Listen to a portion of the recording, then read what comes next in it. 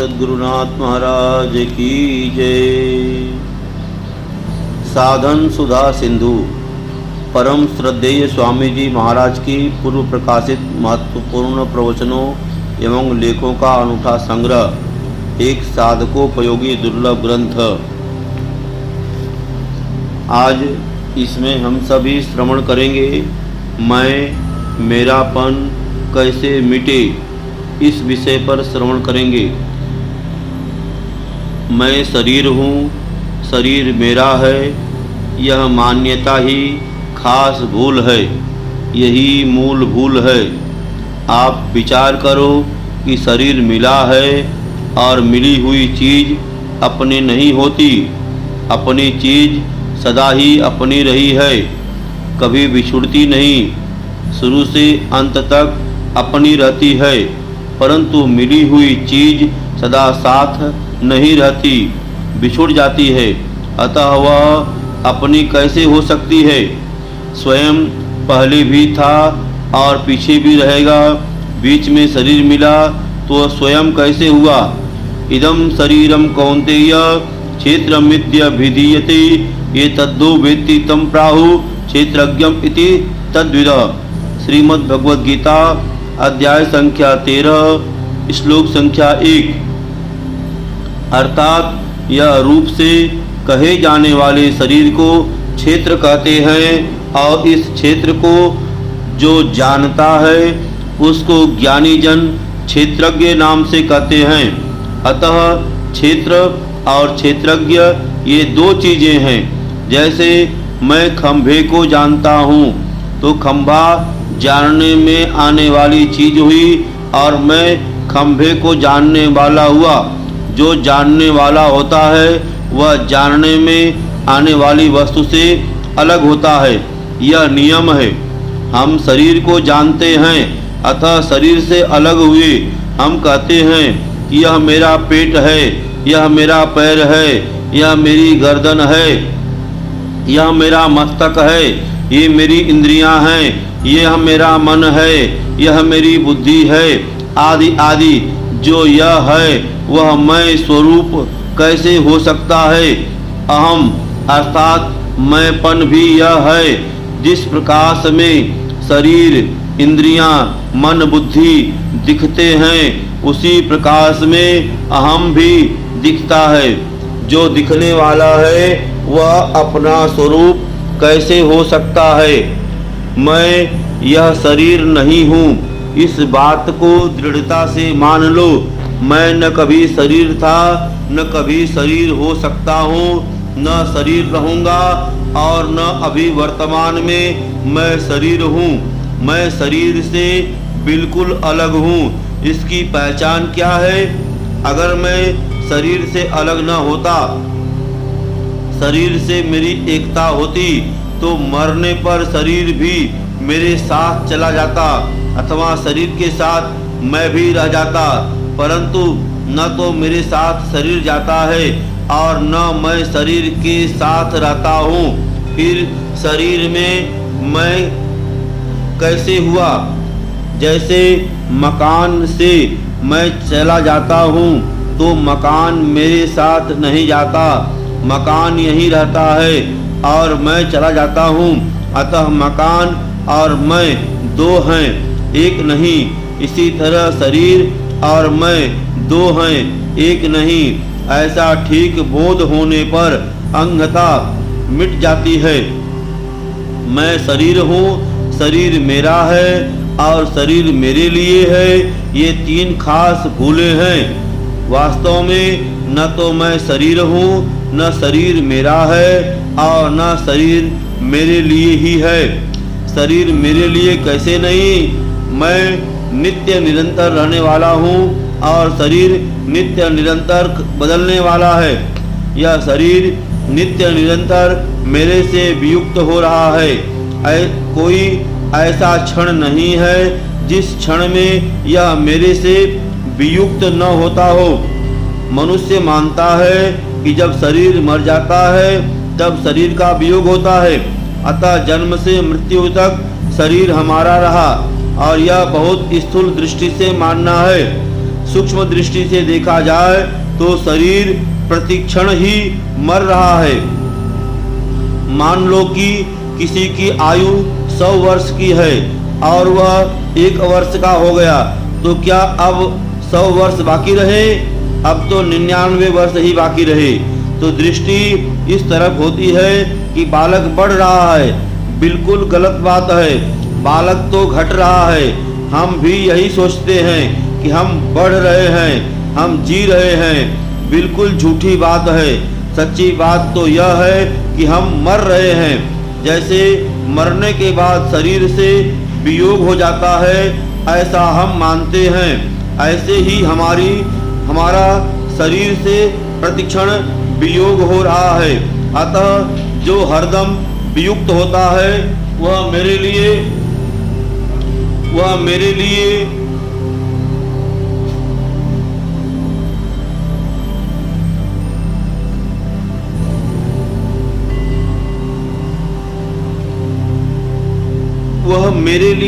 कैसे हो सकता है?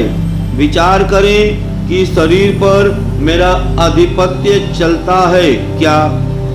अगर चलता है तो शरीर को बीमार मत होने दो, कमजोर मत होने दो, कम से कम मरने तो दो ही मत।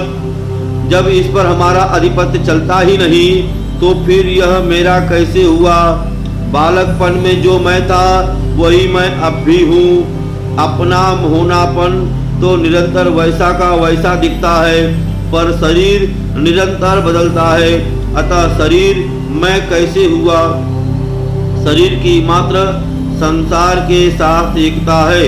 जिन 5 तत्वों से यह संसार बना है, उन्हीं 5 तत्वों से यह शरीर बना है। कि क्षिति जल पावक गगन समीरा, अपंच रचित अति अधम शरीरा। श्रीमद् गोस्वामी तुलसीदास जी मानस में लिखते हैं कि क्षिति जल पावक गगन समीरा, अपंच रचित अति अधम शरीरा। शरीर हमें संसार की सेवा के लिए मिला है, अपने लिए नहीं। हमारे को शरीर क्या निहाल करेगा? शरीर हमारे क्या काम आएगा? शरीर को अपना और अपने लिए न मानकर प्रत्युत संसार का और संसार के लिए ही मानकर उसको संसार की सेवा में लगा दे, यही हमारे काम आएगा। आपको शंका हो सकती है कि इस शरीर से हम जप करते हैं, ध्यान करते हैं, चिंतन करते हैं, सेवा करते हैं, तो यह शरीर हमारे ही तो काम आया। वास्तव में शरीर आपके काम नहीं आया, कारण कि आपके स्वरूप तक कोई क्रिया और पदार्थ पहुंचता ही नहीं। जब ध्यान आदि करने से विवेक विकसित होता है और अंतःकरण में संसार का महत्व मिटता है। विवेक की पूर्ण जागृति होने पर संसार से संबंध विच्छेद हो जाता है। संसार से संबंध विच्छेद होते ही नित्य प्राप्त परमात्म तत्व का अनुभव हो जाता है। कारण कि नित्य प्राप्त परमात्म तत्व का अनुभव जड़ शरीर संसार के द्वारा नहीं होता, प्रत्युत शरीर संसार से संबंध विच्छेद होने पर होता है। शरीर संसार से संबंध विच्छेद विवेक से होता है, क्रिया से नहीं। अतः शरीर हमारे काम नहीं आया, शरीर से संबंध विच्छेद ही हमारे काम आया। शरीर को अपने लिए मानेंगे तो शरीर से संबंध जुड़ेगा। हम परमात्मा का चिंतन करते हैं तो उसमें मन बुद्धि लगाते हैं, और मन बुद्धि प्रकृति के हैं कि आपके हैं? ये तो प्रकृति के हैं, प्रकृति पर हैं, और आप स्वयं स्व हैं। अतः परमात्मा का चिंतन करने में आपको पराधीन होना पड़ेगा, जड़ का सहारा लेना पड़ेगा। ध्यान लगाओ तो जड़ का सहारा लेना पड़ेगा, समाधि लगाओ तो जड़ का सहारा लेना पड़ेगा। परंतु चिन्मयता में स्थिति जड़ता के त्याग से होगी। जड़ता की सहायता लेने से, जड़ता की आवश्यकता समझने से उसका त्याग कैसे करेंगे? जब शरीर आदि जड़ चीजों से संबंध विच्छेद करने से ही कल्याण होगा, तो फिर ये शरीर आदि हमारे क्या काम आए। इस बात को ठीक तरह से समझें कि शरीर हमारे लिए कैसे हुआ।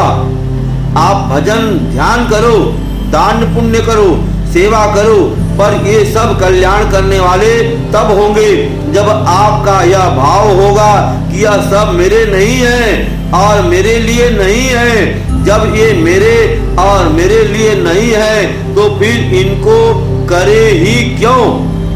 इनको इसलिए करना है कि हमने दूसरों से लिया है, शरीर भी दूसरों से मिला है, अन्न जल भी दूसरों से लिया है, हवा भी दूसरों से मिलती है। हम रास्ते पर चलते हैं तो सड़क भी दूसरों से मिली है, छाया भी दूसरों से मिली है, मकान भी दूसरों से मिला है। दूसरों से मिली हुई चीज दूसरों की ही है। पूरा तो भगवान जाने और व्यास जी महाराज जाने, अपने को तो पता नहीं। हम कोई विद्वान तो है नहीं, परंतु हमारी धारणा में देशे काले च पात्रे च का अर्थ है कि देश काल और पात्र की प्राप्ति होने पर प्राप्ते सति अनुपकारणे का अर्थ यह नहीं है कि उपकार करने वाले को दान मत दो, प्रत्युत जिसने हमारा उपकार किया है उसको देने में दान मत मानो। अनुपकारी का अर्थ है जिसने पहले कभी हमारा उपकार नहीं किया, अभी भी उपकार सेवा में लगा देनी है, अभी भी उपकार सेवा में लगा देनी है, जिससे कर्जा उतर जाए। पुराना कर्जा उतार देना है और नया कर्जा लेना नहीं है। यह हमारे काम आ जाए, यह हमारी बात माने, हमारा कहना माने, यह इच्छा रहेगी तो नया कर्ज चढ़ता रहेगा। जड़ आपके काम कैसे आएगा। आप तो चेतन हो, तो हम क्या करें। जड़ता से पिंड छुड़ाने के लिए चाहे संसार की सेवा करें, चाहे भगवान की सेवा करें, अपने लिए कुछ न करें। गीता में आया है अध्याय संख्या 17 श्लोक संख्या 20 कि दातव्य दानम येते अनुपकारणे देशे काले च पात्रे च तद्दानम सात्विकम अस्मृतम। दान देना कर्तव्य है, ऐसे भाव से जो दान देश काल और पात्र के प्राप्त होने पर अनुपकारी को दिया जाता है वह दान सात्विक कहा गया है। इस श्लोक में व्याकरण की एक आश्चर्य की बात आई है कि भगवान ने अनुपकारणे पद में चतुर्थी विभक्ति दी है और देशे काले च पात्रे च पदों में सप्तमी विभक्ति दी है। कम से कम पात्रे च में तो सप्तमी नहीं कहनी चाहिए थी, पात्राय कहना चाहिए था। वहां सप्तमी कैसे हो गई। इसका तात्पर्य है कि देशे काले पात्रे च प्राप्ते सति, अर्थात देश काल और पात्र के प्राप्त होने पर जो न उपकार किया है और भविष्य में भी उससे किंचित मात्र भी उपकार की आशा नहीं है, ऐसे अनुपकारी को निष्काम भाव से दान देना सात्विक दान है। तात्पर्य यह हुआ कि देश काल और पात्र के प्राप्त होने पर अपना संबंध न रखते हुए दान दिया जाए। अगर उपकारी को दान दिया जाएगा तो दान के साथ संबंध जुड़ने से वह राजस दान हो जाएगा। यत्यु प्रत्युपकारार्थ तद्दानम राजसम स्मृतः, कारण कि राग अर्थात संबंध जोड़ना रजोगुण का स्वरूप है और रजो रागात्मकम वृद्धि।